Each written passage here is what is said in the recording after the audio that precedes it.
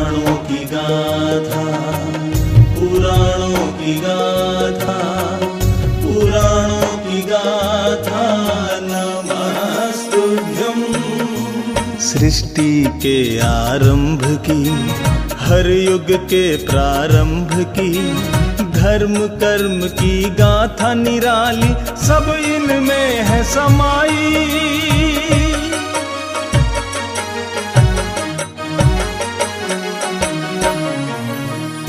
पुराणों की गाथा, पुराणों की गाथा, पुराणों की गाथा, नमस्तुभ्यं। कल्प वृक्ष की महिमा न्यारी, ममता स्नेह और श्रद्धा न्यारी। ऋषि मुनियों के प्रताप से, दुष्कर्मों के संताप से, ज्ञान ध्यान विज्ञान है पाया, अंधकार अज्ञान मिटाया, सत्य इनमें समाया।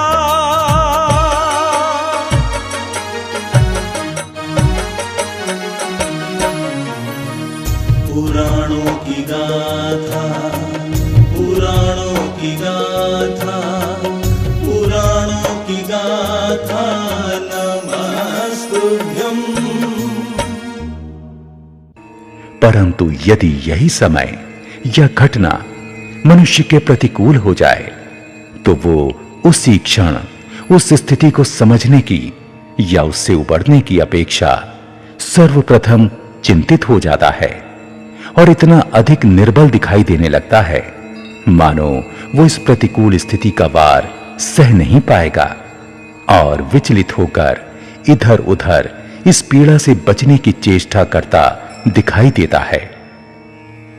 उसके हृदय से यही पुकार निकलती है कि कहीं से कोई करुणा का अवतार बनकर आए और उसका हाथ पकड़कर उसे इन कष्टों से पार ले जाए।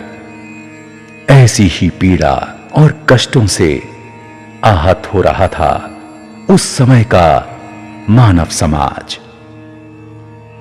यह समय था सुखमा दुखमा काल के उत्तरार्ध का। इस समय के कल्प वृक्ष जो कभी जीव जगत को सुख सामग्री प्रदान करते थे, अब उनके फल क्षीण हो चुके थे।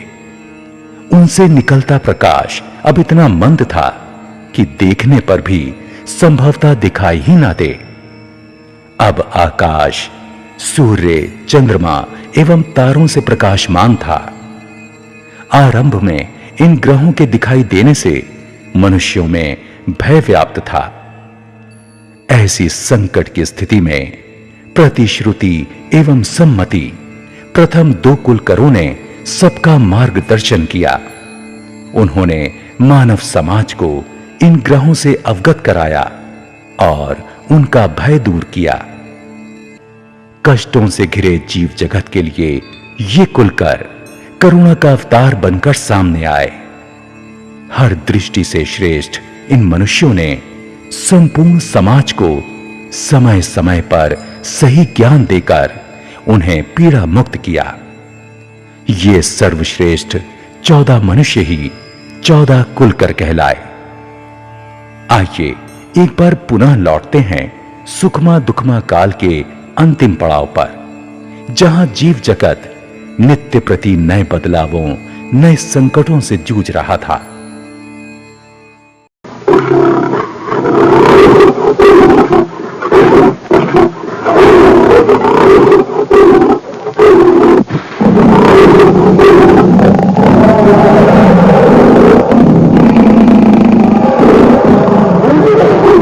स्वामी, देखिए ना, कुछ समय से ये सिंह घोर गर्जना करने लगे हैं। इससे पूर्व हमने इन्हें इस तरह गरजते नहीं देखा था। देवी, हम भी आपको इसी विषय में बताना चाहते थे। ये सिंह गर्जने के साथ साथ कुछ आक्रामक मुद्रा में भी लग रहे हैं। स्वामी, इस सिंह से तो हमारा गहरा स्नेह है। हम सदैव इसे अपने हाथ से भोजन कराते हैं, तब कभी भी इसने ऐसी गर्जना नहीं की।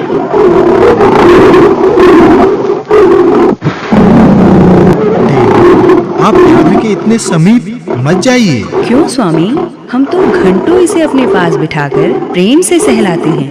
देवी, आज ये व्याघ्र बड़े ही क्रोध में प्रतीत होता है। ये देखिए कैसे दहाड़ रहा है।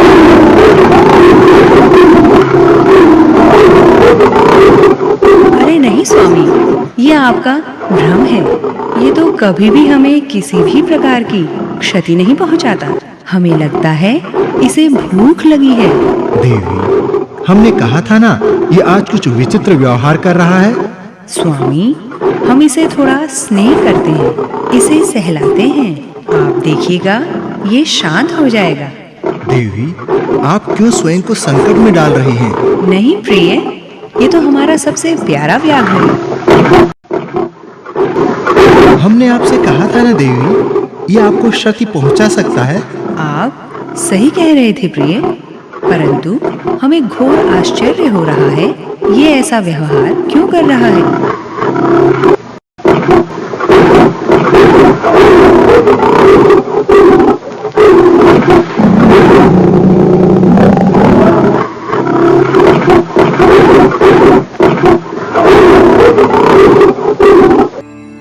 चारों ओर लगभग एक सा दृश्य था। पशुओं का आचरण बदल रहा था। जो पशु कल मनुष्य के साथ प्रेम भाव से रह रहे थे, मीठे फलों और हरी हरी घास का सेवन कर रहे थे, आज अचानक आक्रामक क्यों हो गए थे। भयंकर गर्जना करने लगे थे, जिससे मानव समाज डरने लगा था। ये पशु अब मनुष्य से स्नेह करने की अपेक्षा उन्हें सींगों से आहत करने लगे थे। अपने तैने नखों से उन पर वार करने लगे थे।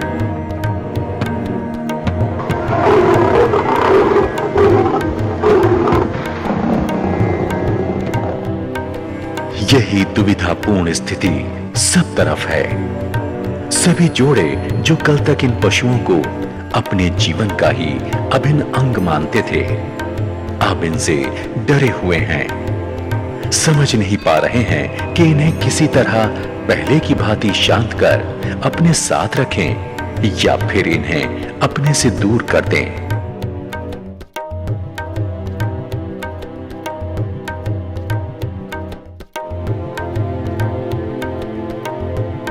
स्वामी, हम इस समय अत्यंत पीड़ा में हैं।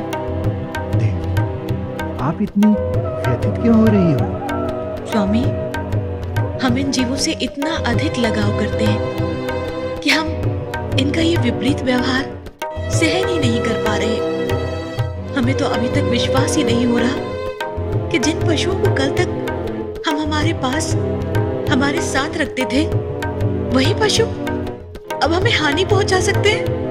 परंतु देवी, ये सत्य है।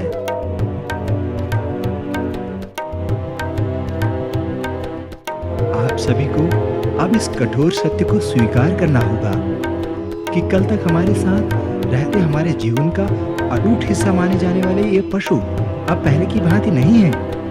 अब इनका आचरण क्रूर हो चुका है। ये पूर्णतः हिंसक प्रवृत्ति के हो गए हैं। अब ये हम सभी को हानि पहुंचा सकते हैं। इस बात पर विश्वास करना अत्यंत कठिन है, परंतु हाँ, ये क्रूर सत्य है कि अब ये पशु हमारे अनुकूल आचरण नहीं कर रहे। इनका बदला व्यवहार हमें आहत कर रहा है, अतः इनसे दूरी बनाए रखना अब अनिवार्य हो गया है। मनुष्य पूरी तरह विस्मय एवं भयभीत स्थिति में था। उसे समझ नहीं आ रहा था, जो पशु पहले इतने शांत थे, जिन्हें मनुष्य अपनी गोद में बैठा प्रेम पूर्वक खिलाता था, वो यकायक इतने क्रूर कैसे हो गए। ये कैसा आचरण कर रहे हैं। इसी दुविधा में पड़े सब लोग क्षेमकर मनु के पास आए, जो बड़े ही निश्चिंत भाव से एक जगह अपना आसन ग्रहण किए बैठे थे। उन्हें पशुओं के इस व्यवहार से तनिक भी आश्चर्य नहीं हो रहा था। उनकी भुजाएं युग के समान लंबी प्रतीत हो रही थीं। उनका शरीर ऊंचा एवं वक्षस्थल विशाल था। उनकी ऊंचाई 800 धनुष थी। उनके चेहरे पर आभा चमक रही थी। मस्तक पर सुशोभित मुकुट मेरु पर्वत से भी अधिक शोभायमान प्रतीत हो रहा था।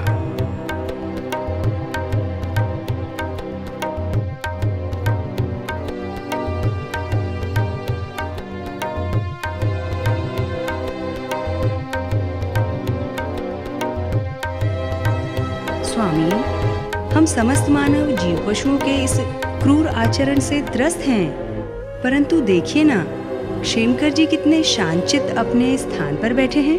देवी, आपकी भांति हमारे हृदय में भी यही भाव उमड़ रहे हैं कि क्षेमकर जी इतने निश्चिंत भाव से कैसे बैठे हैं। स्वामी, अवश्य ही क्षेमकर जी के पास कोई उपाय होगा जिससे हम सभी को इस संकट से मुक्ति मिलेगी।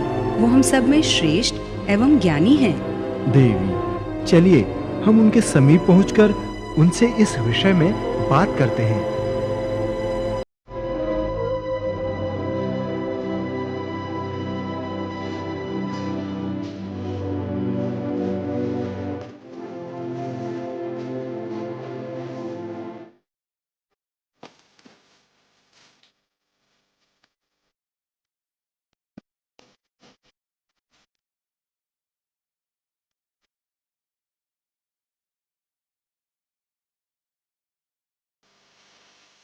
हे क्षेमकर मनु जी, इस विपदा का कोई हल बताइए। हाँ हाँ, कृपया हमारा मार्गदर्शन करें। हे भद्र पुरुषों, आप सब इतने व्याकुल क्यों हैं? आपके मुख पर ये कैसा भय व्याप्त है? हे देव, हम सब बड़ी दुविधा में हैं। आपको तो विदित है, ये सिंह, व्याघ्र आदि पशु सदैव शांत स्वभाव के रहे हैं। ये सभी स्वादिष्ट घास खाकर, तालाबों का रसायन के समान रसीला पानी पीकर पुष्ट हुए थे।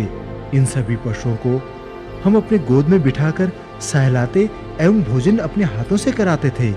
हम इनसे एकदम मित्रवत थे, अत्यंत विश्वास करते थे। अब बिना कारण ये घोर गर्जना करते हैं। हम सब मनुष्यों पर क्रोधित होते हैं। उनके समीप जाने पर हमें सींगों से मारते हैं। हे मनु जी, पता नहीं उनका व्यवहार कदाचित पहले की भांति नहीं रहा। वे अब आक्रामक मुद्रा में दिखाई पड़ते हैं। उनके समीप जाने पर वो अपने सींगों से वार करने लगते हैं। स्वामी, आप इस विपदा से सबको उबारिए। आपके पास अवश्य इस संकट से बचने की कोई युक्ति होगी। ये सभी भद्र पुरुष उन पशुओं से आहत होकर आपके पास आए हैं। शांत हो जाइए देवी, हमें सब ज्ञात है। स्वामी, अब आपका धैर्य छूट रहा है। ऐसे में भला हम शांत कैसे रहें? यदि आपको सब विदित है तो अब आप तनिक भी विलंब ना कीजिए। शीघ्रातिशीघ्र कोई उपाय बताइए।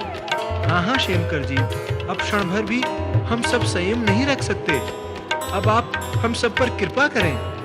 तो मेरे कथनों को आप सब भद्र पुरुष ध्यानपूर्वक सुनिए। आप सबका कहना उचित है। ये सब पशु जो पहले वास्तव में शांत थे, अब भयंकर हो गए हैं। इसलिए अब आपको इन सब को छोड़ देना चाहिए। ये काल के दोष से विकार को प्राप्त हुए हैं। अब इनका तनिक भी विश्वास नहीं करना चाहिए। यदि आप सब अब भी इन्हें अपने साथ रखेंगे तो ये हिंसक होते हुए आपके जीवन में बाधा उत्पन्न करेंगे। अतः आप इन्हें अपने घरों से दूर कर दें। इसका अभिप्राय, अब हम इन पशुओं को अपने पास या साथ नहीं रख सकते? तो क्या अब हमें इनसे दूरी बनानी होगी? ये तो कल हमारे साथ बड़े प्रेम भाव से रह रहे थे।